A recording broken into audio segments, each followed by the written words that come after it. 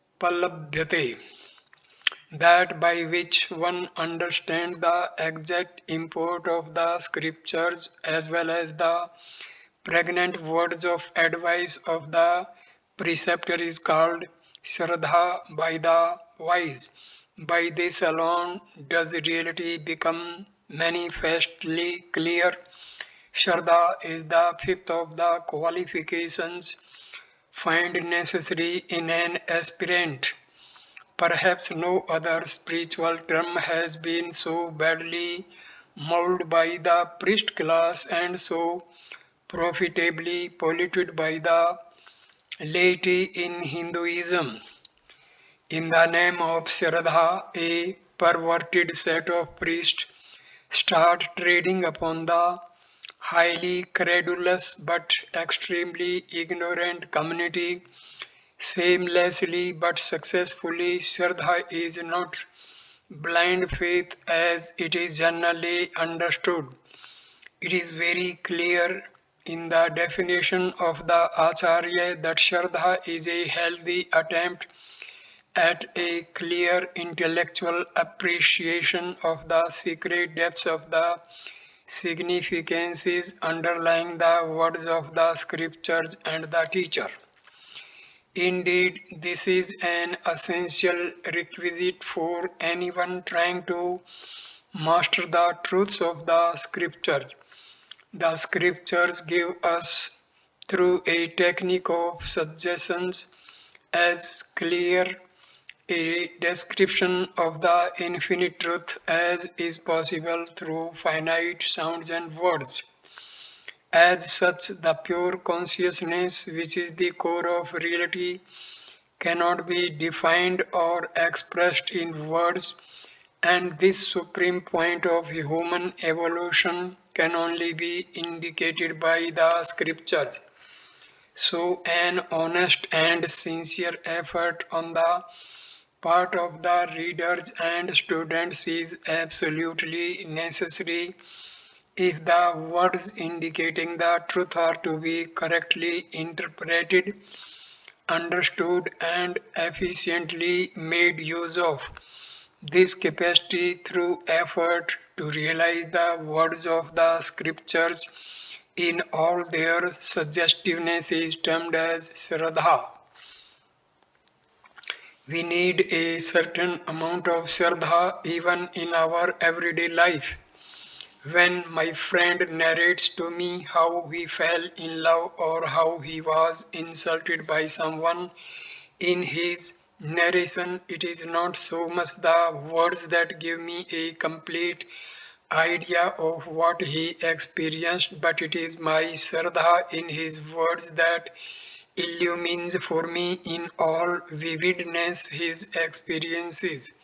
If in the material world it is my Shraddha in the words of the poet that makes me see the face of beauty, if it is my Shraddha in the strokes and colors of the canvas that makes me realize the experience of the artist, if it is my Shraddha in a given prospect that gives me a glimpse of its message of beauty and innocence, if in the gross outer world Shraddha is so essential, how much more should it be so in my attempt to understand the suggestive beauty, the indicative message, and the implied meanings of the pregnant words of the scriptures and of the teacher. Verse number 26. Sarvada sathapanam buddhe shuddhe brahmani sarvatha तत्समाधान में तु युक्तम ने तो चितस्य लालनम. Samadhana, tranquility, is that condition when the mind is constantly engaged in the total contemplation of the supreme reality, and it is not gained through any amount of intellectual oscillations. In any country, generally, the atheists or the vehement critics of the scriptures attract the people towards an independent inquiry into the main text, and there is nothing basically wrong in this. But when we find that our man of culture supposedly living the values that have been advised behave as low, despicable creatures with crumbling values, necessarily the man of average intelligence immediately comes to the conclusion that there is something fundamentally wrong with that tradition. It is the lip Vedantins and pseudo seekers who have damaged our sacred edifice of perfection and truth more than a Ghaznavi or an Aurangzeb. It is these half-baked Vedantins and Bhaktas who have dealt mortal wounds upon the revered body of our society. As we look around, we find that society falls into two groups, the believers and the non believers. Even among the believers, there are those who, in their cowardice, dare not face life squarely and have therefore come to blindly accept some superstitious ideas of religion. They live their lives aimlessly in undefined fears and vague tremblings. Such ineffectual beings roaming about in languorous idleness are only procreating more and more non believers in a healthy society. Those who are alive to the beauties of life and the dignity of human existence, who believe in the noble things of life, such educated and healthy men do not subscribe to a faith that parades itself as self expression and a frog like existence in their mental and intellectual lives. Samadhana, as it is understood today, is an indifferent attitude towards both good and bad, especially towards insults and failures, threats and despairs. It is believed that Samadhana is the mental attitude of an individual who has completely hardened himself and has grown to be insensible to the lashes of failures and the arrows of insults. The Acharya's definition does not sanction such a superstitious belief. Sankara is quite emphatic when he defines samadhana as a state of poise and tranquility that the mind gains when it is trained sufficiently to revel continuously in the concept of a perfect ideal at once universal and omnipotent.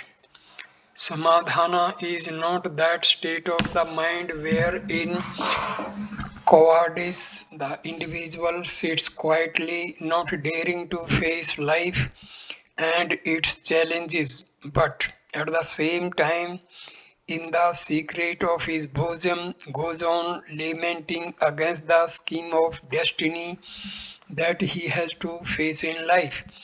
The tossings of the mind created by passive revolts against life are his only gains, and if physically and intellectually he accepts them all silently, in consummate cowardice, it is not samadhana. Samadhana is the state of mental equilibrium which comes to one when intellectually one has unshakable foundations and mentally when one soars to the highest pinnacles of greater visions. When we are when we are on the ground, our neighbors may be a nuisance to us. There may even be bitter hatred between us, say because of a land dispute. But when we have taken off in a plane, these bickerings seem to have no meaning. From those tremendous heights, My property and my neighbor's property seem to merge into one unbroken expanse of beauty. In an aerial view of the world, there are no disquieting mental agitations because in that vision of oneness, the little differences of opinion about boundary line pale into insignificance. Similarly, when a spiritual aspirant raises himself into greater ambits of spiritual vision, his mind can no longer entertain any agitation at the ordinary levels of likes and dislikes. This poise gained as a result of constant contemplation on the Supreme and the Divine is termed as Samadhana, and naturally this becomes special qualification for every seeker on the path. So then these are the six great qualifications that are essential psychological traits in a fully evolved man who alone can walk the last lap of this journey with hope and success. Stanza number 27. अहंकार आदि देहांतान बंधान अज्ञान कल्पितान सब स्वरूपाव बोधेन मुक्तिम इच्छा मुमुक्षता. Mumukshava is the impatient and burning desire to release oneself by realizing the real nature of one's self from all bondages of egoism to the body, etc., which are bondages created by ignorance. In this discussion, we have spoken of number one, discriminative capacity to separate the real from the unreal. Two, capacity to detach ourselves completely from the false, which we have now rightly understood as unreal. Three, calmness, self control, inner peace, forbearance, faith, and self settledness, which are the positive qualities of the head and heart to be consciously developed. Now, last in the series 4, a complete definition of the spirit of seeking that is essential in every neophyte is given. The burning aspiration of a seeker should not be an idle enthusiasm to gain some unknown goal through some mysterious intervention of a god or a teacher. He should definitely know what are his limitations and also the causes for them. He must be clear about his goal and the various techniques and paths by which he can attain it. All these points are hinted at in this small pithy verse. Because of the non apprehension of our real nature, misapprehensions about ourselves arise in our mind. The identification with the body, mind, and intellect, together called the ego, is what gives us our sense of limitations. The limitations do not belong to the self, for it is infinite and absolute. It is perfection. While forgetting our real nature, we come to look upon ourselves to be something other than what we actually are, and this misconstrued personality is the sufferer, the finite, the mortal. To, to rediscover ourselves is to end all our sorrows. This is the consummate point of evolution. A Lalaji, after a substantial meal, retires to a comfortable bed with his wife and children to take rest.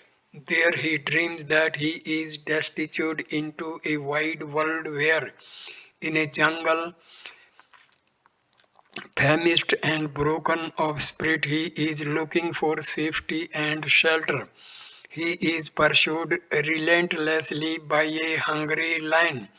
The Lalaji pants and runs to save himself and consequently jumps into the Ganges, and the touch of the cold water wakes him up, only to find that he is profusely perspiring in his own little room. The dreamer in Lalaji, forgetting his own real identity in which he was in all security sleeping with his wife and children, came to identify himself with his own mental creation and thus became the destitute of his own dream. The moment he woke up, he rediscovered his real identity. He need not then run to the closet to take his gun, open the door, and walk out into the darkness, if not to kill, at least to frighten the lion. The moment he woke up, he understood that he had never been famished, and that he was never in a jungle, and that the lion was nothing but a creation of his own mind.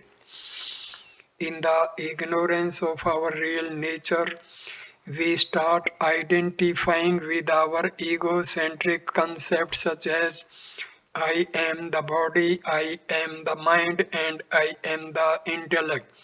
And thereafter, the conditions of the body, mind, and intellect in my stupidity become my conditions. To end this ignorance is to gain the wisdom of reality.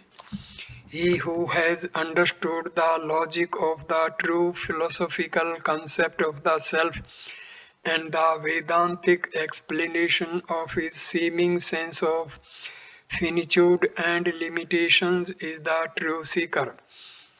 Therefore, it is evident that a mumukshu is not a blind seeker vaguely wanting some unknown pleasure or development within himself by the practice of some pseudo spiritual activities pursued only at a given time during the day. To be a seeker only for half an hour in the morning and another half an hour in the evening is not to be a right pursuer of knowledge.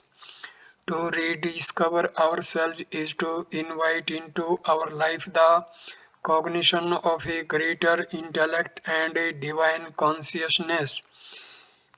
In order to turn the entire beam of my consciousness upon myself, I need to purify my mind and intellect and then slowly and steadily give them a turn so that they may come to contemplate upon themselves. This inner revolution cannot be accomplished as a half hearted hobby, but it can only be the result of a lifelong dedication and a full-time endeavor. Such a true seeker who is ready to live every moment of his life in a difficult pursuit of the real is a mumukshu. Verse number 28. Mand madhyam rupabi vairagyan samadhina prasadain guru seyam pravirdha suyate phalam. Half-hearted and mediocre aspirations in a seeker may also come to bear fruit, being increased by the grace of the Guru and by means of renunciation, calmness, etc. The burning desire for redemption from one's known weaknesses and limitations can be increased and kept at its highest tempo when through slow but steady pursuits of the six qualities enumerated above, and through detachment one develops them by developing a capacity to discriminate between the real and the unreal. When one has gained an easy control over oneself in renouncing that which is unreal, when one has psychologically cultivated by steady and conscious effort the qualities of self-control, tranquility of mind, inward peace, endurance, faith, and mental poise, then one's aspirations gain an edge and an irresistible effectiveness. These four great qualities have among themselves such a relationship that having developed one, the other to come to flourish in the personality. So, even if one has only half hearted or mediocre aspirations, one need not despair. If one assiduously cultivates any one of these qualities, one will definitely feel a greater longing for the highest. The Guru Grace trick has been a very lucrative profession in our country in recent years. The credulous public demanding cheap methods for the highest gains becomes an easy prey for the self-appointed gurus. Without any investment, if a young man wants immense and quick gains, there can be no better way than to become one of these unscrupulous gurus. The trade has fallen to such depths that now there are gurus available who can, through the nation's postal service, send to their distant disciples packets of grace and glory of curative strength, failure proof talismans, childbearing seeds, or even packets of God's own vermilion glory. All these, all these, mind you, at a reasonable rate, quoted X go down. Sankara's statement here does not, of course, advocate such a free trade in ignominy. A true teacher of inner vision and perfect life cannot, by any logic, come to dispense a greater share of his grace on people of his choice, nor can he withhold his grace from some others. In fact, the distribution of grace is not controlled by the Guru but depends upon the capacity of the recipient. The perfected man, living absorbed in the self, equally disseminates joyous perfection, cheer, and bliss to all at all times. It depends upon the equipments that approach him to take a greater or a lesser share of it. The ocean does not put a ban upon the quantity of water that you can carry from it. The limitations are the limitations of your own pot. The sun does not ration its light from house to house or from room to room, but it is the walls that deny the entry of sunlight into a room. The river flows, everything depends upon the canals that you can cut to take its water to your land. Similarly, the Guru, living in perfection, gives out knowledge in the language of his own intimate experience, and it is up to the individual seekers to get for themselves as much benefit as they can. This shows that when a seeker has developed in himself Viveka, Vairagya, and Shad Sampati, his mumukshva increases automatically, and he who has these four qualities can come in contact with the Guru more profitably. The greater the degree contact with the Guru more profitably, the greater the degree to which they manifest in an individual, the more will be the more will he be in tune with the master, and he will be able to understand the significance of the teacher's words completely and exhaustively. Verse number 29. Vairagyam cha mumukštvam tivram yasya to vidyate तस्मिन् अन्ने वार्थवन्तः स्युः फलवन्तः समाधयः. Calmness and other practices have their meaning and they bear fruit indeed. Only in him who has an intense spirit of renunciation and yearning for liberation, There are many seekers who, having practiced for long the six requirements such as calmness, etc., complain that they have not progressed at all. Vedantic practices are not a training in ethics or morality. These great qualities are mainly to create an ethical and moral atmosphere in the psychological field of the neophyte. There are many spiritual cowards who ask merely by living an honest life can we not reach the perfection which is explained as godhood. This question has become very common these days, and people in confusion and perhaps intellectual fatigue refuse to make a thorough study of the Shastras.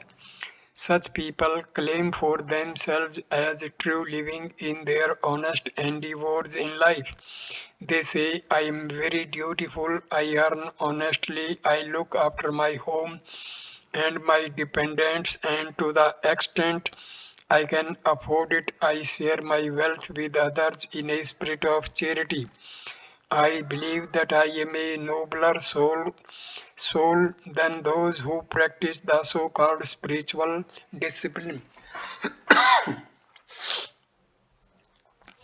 This wrong notion has been blasted by Sankara in his statement that the qualities of self-restraint, self-control, purity, etc. can bear fruit only when they are in an individual who has a complete sense of detachment, born out of discrimination and a burning aspiration to surmount the limitations of his mortal existence. The destiny of some of those I have met who were living an honest life all the time is indeed heart-rending.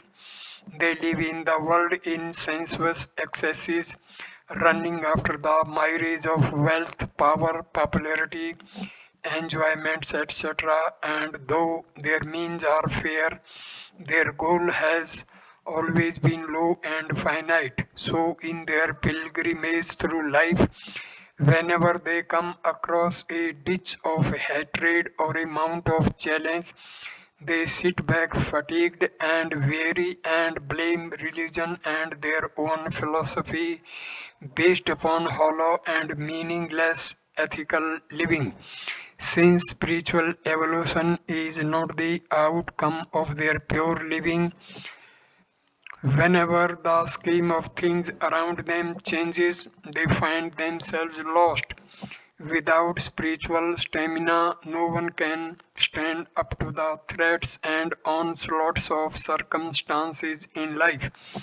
It is therefore that sama, etc., cannot bear fruit unless they grow in a heart watered by detachment and plowed by an intense wish for liberation. Verse number 30. Ethyo एतयोर्मन्दता यत्र विरक्त मुमुक्षयो मरो सलिलवत्रस्य samdamnimatrata. Sama, etc. become as ineffectual as the mirage in the desert in him who has a weak detachment and yearning for freedom. The idea expressed in the previous verse is now reinforced with another statement. Sankara says that Sama, etc. cannot even effervesce in a bosom where detachment is weak and the yearning for liberation brittle, spasmodic, and eccentric. Seekers who are now facing a blind alley in their progress may very well look back upon their own wasteful days and re-equip themselves for a surer and faster flight to success. A correct understanding about themselves will certainly give them the secret key to the halls of success. In those who have neither the spirit of detachment from the unreal nor a consistent aspiration to evolve true calmness, etc., cannot flourish. The Acharya says that in such people, self control, self restraint, joy, and happiness are all mere delusions. They are only a similitude of reality. They do not thrive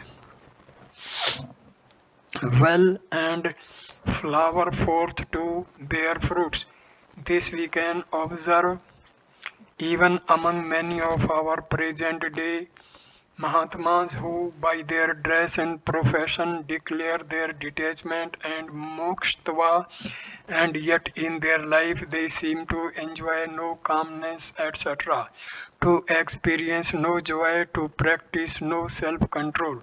In such individuals, where true vairagya and mumukštva are absent, sama, etc., can never bear fruit or grow or even germinate. Stanza number 31. Bhakti firm and deep. Moksha karan samrgayam bhaktirev griyasi savsvarupānusandhanam bhaktirabhadiyate. Among the instruments and conditions necessary for liberation, Bhakti alone is supreme. A constant attempt to live up to one's own real nature is called single pointed devotion. Assuming that the seeker has a large share of intelligent detachment, a, cons- a conspicuous amount of anxiety to liberate himself from his inborn weaknesses, and also a fully developed moral and ethical life, the question comes to one's mind: what practice should one adopt in order to integrate oneself into a proportionately beautiful divine existence? According to Vedanta, the means of self integration on the path of knowledge is Atma Vichar, or constant meditation upon the nature of the eternal self. But Sankara makes use of a popular word to indicate the subtle practice of meditation. For this, there are critics who complain that the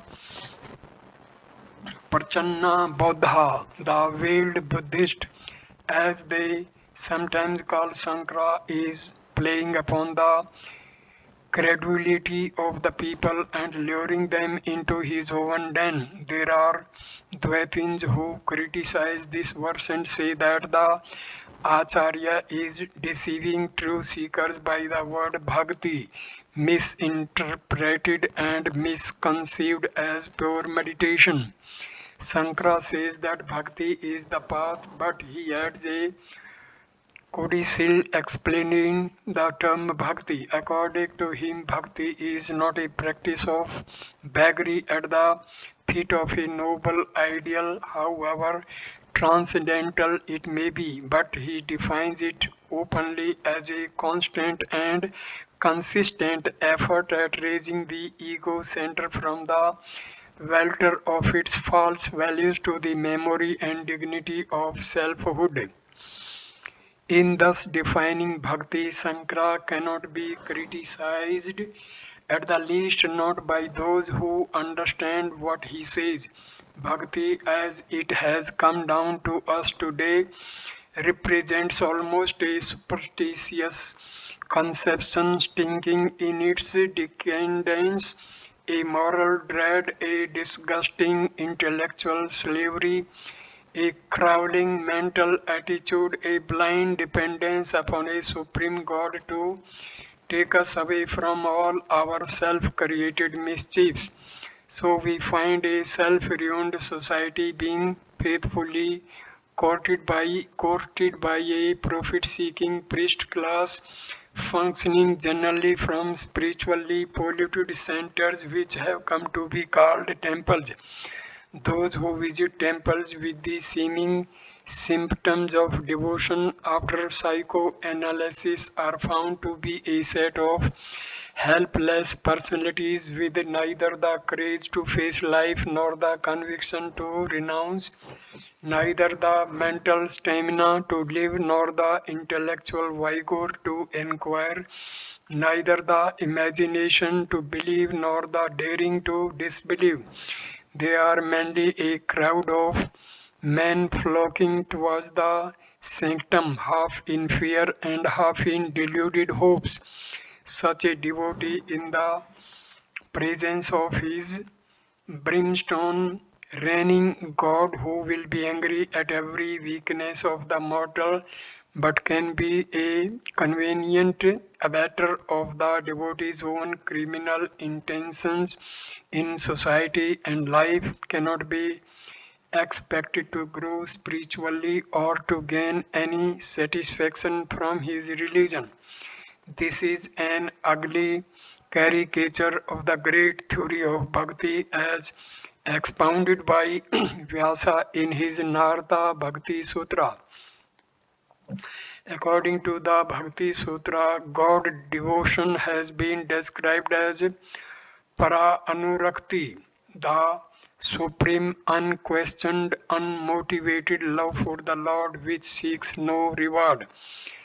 As As Khalil Gibran beautifully puts it, love gives not but itself and takes not but itself. Love possesses not, nor would it be possessed, for love is sufficient unto love. This being so, the best of love is in the lover's attunement with the beloved. The attunement is successful to the degree the lover identifies himself with the beloved. Thus, identification is the measuring rod of love.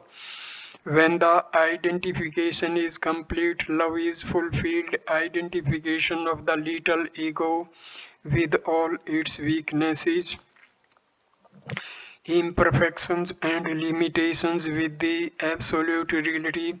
Perfection, bliss, knowledge is achieved through a constant remembrance of the nature of self.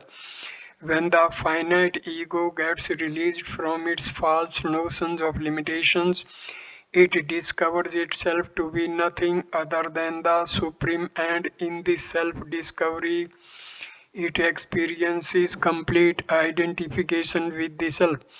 Then alone is love entirely fulfilled. This process is accomplished through a constant awareness of the divine in us, which can be maintained only if we maintain in ourselves an unbroken stream of divine thoughts. So, Anusandhan, when it is unbroken, increases the frequency of divine thoughts in us, and when the frequency of such thoughts comes to the degree of frequency with which the ego idea now persists in our hearts, we shall be able to experience the divine as intimately and freely as we experience now our egocentric life.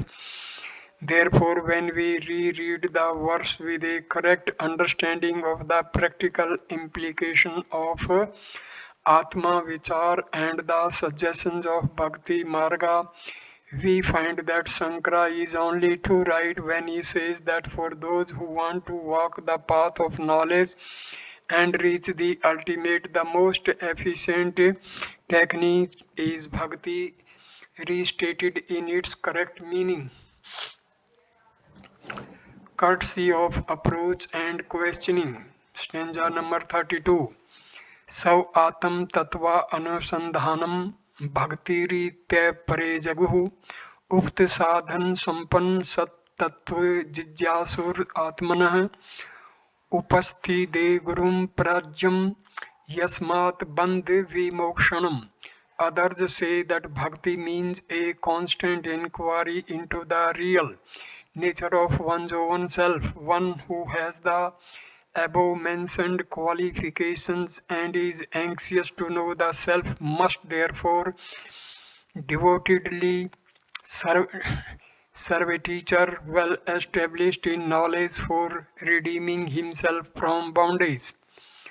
Continuing the definition of bhakti, Sankara quotes some other great writers who had declared before him that true devotion lies in a constant awareness of one's own real nature. There is a subtle difference between the previous definition and the present. The previous definition prescribes the path by which devotion is gained, and this one declares love as its own goal. One is said to be devoted to his profession when he is constantly aware of his duties in his profession. A full-time dedicated life towards any activity is called, even in everyday life, as devotion. Examples of devoted wife, devoted son, devoted husband, devoted student, etc., are not uncommon usages in our language. To live as the self and to meet others in life, standing upon this solid foundation of the true nature of the self, is the culmination of knowledge, and this is termed by Sankara as bhakti. That is, he defines bhakti both as the means and the end. Love is the means to gain love. The path of the seeker is through love to love. In thus hinting at the glory of devotion, the author continues prescribing other practices necessary for a Vedantic seeker during his evolution. A seeker who has the necessary qualifications in order that he may be rendered from his inner weaknesses, attachments, animalism, and false values is advised to serve with the devotion as a teacher who is well established in the experience of the self. We have already described the guru trick in India, which has made a credulous society fall so precipitously into the depths of utter decadence. As without an instructor, we cannot learn even a simple thing like opening the door of a car or typing, or even the art of eating. We cannot deny the need of a teacher for instructing us to live intelligently. The difficulties nowadays is to find the right type of teacher whom the scriptures call the guru. Sankara indicates the qualities of the guru by the pregnant expression pragyam, pragnyam, meaning one who is established in the intimate experience of the divine consciousness in himself. Upasana of the Guru is not a mere survival attendance upon him in an attitude of growing disgust or in a mood of melancholy dissatisfaction. The disciple, out of sheer love and reverence for the Master, forgets himself and serves him at all times and in all possible ways. Thereby, the student is made to remember constantly the glories and the noble qualities of the Master. This constant mental awareness of the ideal through the persons of the Guru slowly and steadily raises the moral tempo and ethical goodness in the neophyte who finds himself well established in his inner purity, which would otherwise have taken him painfully long years to develop. Again, this sort of love making with the Guru, not through the heart and its sentiments, but through the intellect and its Ideally, idealization makes the disciple efficient to set himself in unison with the master, which is essential for the student if he is to really benefit by the master's original ideas minted in the seer's own inner experiences. When suggestive words of deep import are given out by a teacher in his moments of inspiration, the student at once understands the teacher. It is for this reason that Sankara is compelled to declare that as a result of Guru Upasana, the disciple becomes capable of liberating himself from his limitations. Stanza number 33. श्रोत्रियो वर्जिनो कामहतो यो ब्रह्मवित्तम ब्रह्मन् प्रतः Shanto निरिंदन इवानलः अहेतु कदया सिंधुर्बंधुर्नार्मतां सताम. He who is well versed in the scriptures, sinless, unafflicted by desires, a full knower of the Supreme, who has retired into the Supreme, who is as calm as the fire that has burnt up its fuel, who is a boundless ocean of mercy that needs no cause for its expression, and who is an intimate friend of those who have surrendered unto him. Sankara exhausts his list of adjectives in enumerating the qualities of the true Guru to supplement his declaration that the master should be well established in the supreme consciousness.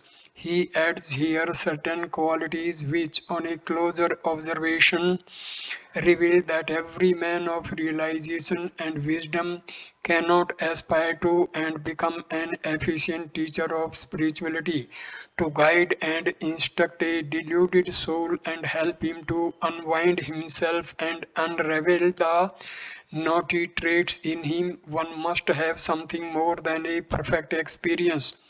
The teacher must no doubt have full realization, but he must also have a complete grasp of the great scriptures. Without the study of the scriptures, even the self realized master will not have the language or the technique of expression to convey his profound knowledge to his disciples. Apart from spiritual knowledge and erudition, the Guru must also have great self-control and the immense riches of a well-developed heart. He must have an irresistible flow of mercy which demands no special cause for its manifestation, especially when it descends upon those who have surrendered themselves to him, having reached his feet as spiritual refugees. It is well known that in all constitutions laws are prescribed both for the governors and the governed. Since this is a text laying down the rules for spiritual progress, Sankara is as vehement in prescribing specifications for a true and honest teacher as he is in describing the prerequisites for a spiritual aspirant.